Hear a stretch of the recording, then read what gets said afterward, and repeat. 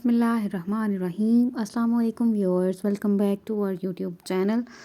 आज हम बनाने जा रहे हैं चावलों की पिनिया। तो चलें रेसिपी को स्टार्ट करते हैं। सबसे पहले हमने ले लेना है पानी।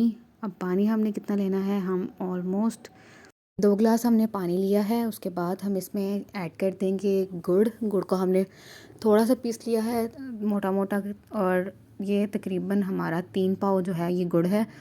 और चावल जो है वो हमने 1 किलो जो हैं वो ले लिए हैं। गुड़ को ऐड करने के बाद हमने ऑलमोस्ट मीडियम फ्लेम पे इसको जो है वो अच्छे से तब तक पकाते रहना है जब तक कि ये जो गुड़ है ये अच्छे तरीके से इस पानी के अंदर जो है वो डिज़ोल्व ना हो जाए और अच्छे से जो चास है वो रेडी ना हो जाए। आपको दोबारा से मैं बता देती हूँ कि जो चावल हैं वो हमने 1 किलो लिए हैं और गुड़ हमने ऑलमोस्ट 3 पाव जो है वो ले लिया है।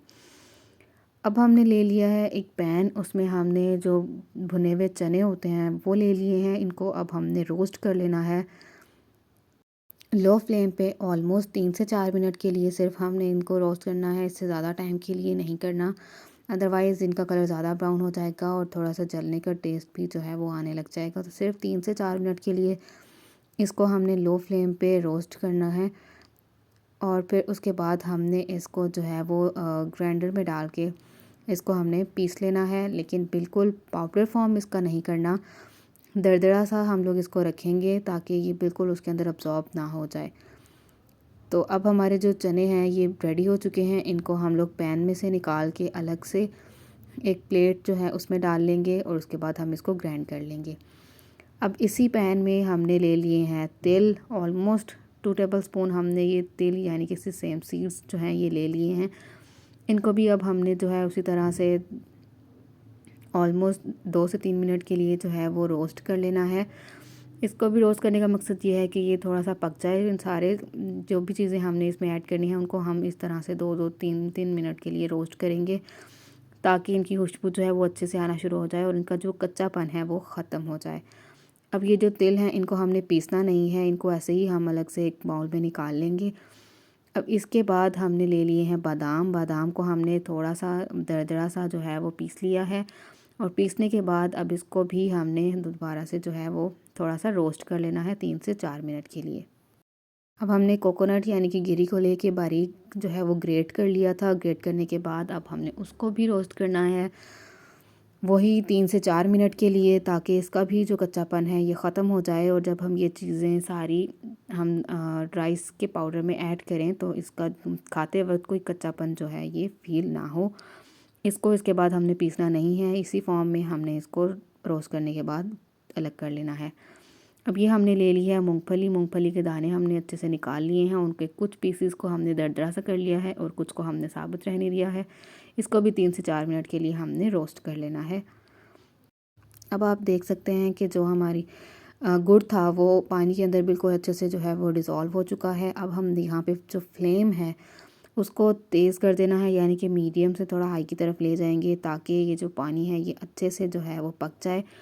मीनवाइल इसी टाइम पे हमने इसके अंदर जो है वो देसी घी ऐड करना है। आप देख सकते हैं ऑलमोस्ट 1 पाव जो है ये देसी घी है। इसको अब हमने इसके अंदर डिज़ोल्व कर लेना है, क्योंकि गर्म पानी था उसमें हमने डाला है तो इसलिए इसको डिज़ोल्व होने में जो है वो ज़्यादा टाइम नहीं लगेगा। फ्लेम हमने अभी हाई नहीं किया क्योंकि हम चाह रहे हैं कि थोड़ा सा इसमें अच्छे से बॉयल आना स्टार्ट हो जाए। अब हमने फ्लेम हाई कर दिया है ताकि जो चास है वो भी थोड़ी सी पक जाए और जो हमने देसी घी इसमें ऐड किया है ये भी अच्छे से जो है इसमें डिज़ोल्व हो जाए। ये हमने जो चावल थे इनको पहले हमने धो लिया था, उसके बाद हमने उसको सुखा के अच्छे से, तो फिर उसके बाद हमने उसको पाउडर फॉर्म में देख सकते हैं आप कि हमने इसको ग्राइंड कर लिया है और उसको भी हमने 4 से 5 मिनट के लिए इस तरह से रोस्ट कर लेना है।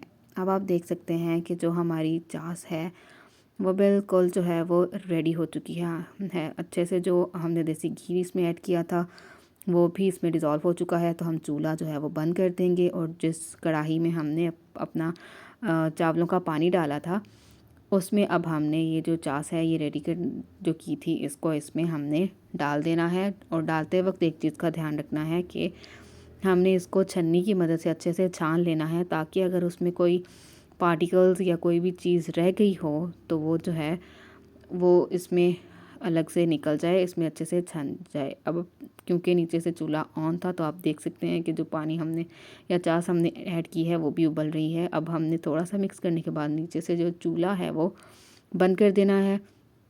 अब हमने हिलाते जाना है और साथ साथ इसमें सारी चीज़ें जो हमने रोस्ट की थी वो ऐड करते जाना है। हमने इसमें तिल और बादाम ऐड कर दिए हैं, उसके बाद ये सौंगी यानी कि किशमिश है इसको भी ऐड कर दिया है। उसके साथ ही जो चने हमने रोस्ट किए हुए थे वो भी ऐड कर दिए हैं। उसके बाद गिरी है ये भी ऐड कर दी है। सर्दियों की कोई भी चीज़ होती है तो उसका ज़्यादा फ़ायदा जो है ये वो इन्हीं चीज़ों की वजह से होता है जो हम ऐड करते हैं, जो मेवाजात। अदरवाइज़ चावल सिर्फ लेके उनकी से अगर हम बना भी लेते हैं पिनिया तो वो कोई उसका फ़ायदा नहीं है। मेन बेनिफिट इन्हीं मेवाजात की वजह से होता है। अब मिक्स करने के बाद हमने इसमें अपनी मूंगफली भी मिक्स कर ली है डाल के, और गरम गरम ही जो है हमने उसकी अलग से पिनिया जो हैं वो बना लेनी है। इसको ठंडा नहीं होने देना, क्योंकि जब जैसे जैसे ये ठंडा होता जाएगा वैसे वैसे ये हार्ड होता जाएगा तो पिनिया बनाने में बाद में मुश्किल पेश आएगी। तो आप इस तरह से अपने हिसाब से साइज़ और शेप जो है वो बना सकते हैं। और ये हमारी बहुत ही मज़ेदार सी पिनियाँ रेडी हो चुकी हैं। आप भी हमारी ये रेसिपी ज़रूर फॉलो कीजिएगा और हमें कमेंट सेक्शन में अपना फ़ीडबैक देना मत भूलिएगा। बहुत शुक्रिया।